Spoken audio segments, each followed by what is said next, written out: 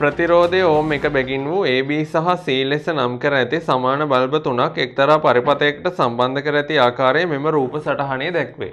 AB හා C බල්බවල දීප්තිය ගැන කියවෙන පහත සඳහන් ප්‍රකාශ වලින් නිවැරදි ප්‍රකාශය කවරක්ද? පළවෙනි ප්‍රකාශයේ තියෙනවා AB සහ C දීප්තිය සමාන වේ. දෙවෙනි ප්‍රකාශය B හා C හි දීප්තිය සමාන වන අතර ඒවායේ දීප්තිය A හි දීප්තියට වඩා අඩුය. තුන්වෙනි එක B හා C හි දීප්තිය සමාන වන අතර ඒවායේ දීප්තිය A හි දීප්තියට වඩා වැඩිය. හතරවෙනි එක A හා B හා C හි දීප්තිය එකිනෙකට අසමානය. දැන් අපි බලමු මේ වියලි කෝෂයෙන් එළියට ගලාගෙන එන ධාරාව නිසා මේ බල්බ් වලට මොකද වෙන්නේ කියලා.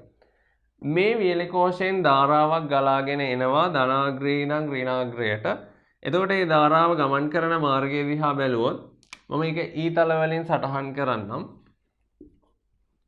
පළවෙනි A බල්බයට වෙනකන් මේ ධාරාව ගලාගෙන එනවා කිසිම ගැටලුවක් නැතුව. ඒ සම්පූර්ණ ධාරාව ඒ බල්බය හරහා යනවා. ඊට පස්සේ මෙතනදී සමාන්තරගත ලෙස සම්බන්ධ කරපු බල්බ දෙකක් තියෙනවා. ඒ බල්බ දෙකේම ප්‍රතිරෝධය ඕම් 1 නිසා මේ ධාරාව සමානව දෙපසට බෙදී යනවා. සමානව බෙදලා යන්න හේතුව තමයි මේ දෙන්නම එකම වර්ගයේ බල්බ එකම ප්‍රතිරෝධයක් තියෙන්නේ.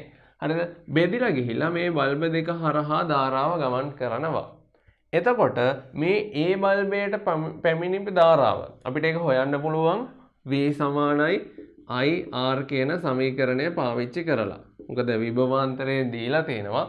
බල්බ වල ප්‍රතිරෝධය දීලා තියෙන නිසා සමග ප්‍රතිරෝධය මෙතනදී ඔයගොල්ලෝ හදලා ආදේශ කරන්න ඕනේ. එතකොට ඔයාලට I සඳහා අගයක් එයි.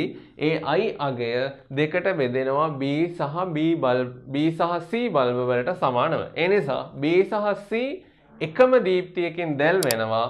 හැබැයි ඒ බල්බය හරහා යන්නේ ඒ වගේ දෙගුණයක ධාරාවක්. ඒ නිසා ඒ වල දීප්තිය වැඩි වෙනවා.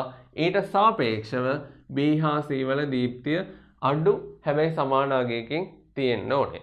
ඒ නිසා දීලා තියෙන උත්තර වලින් ගැළපෙන උත්තරය අංක 2 B හා C හි දීප්තිය සමාන වන අතර ඒවායේ දීප්තිය ඒ වල දීප්තියට වඩා අඩුයි. උත්තරය අංක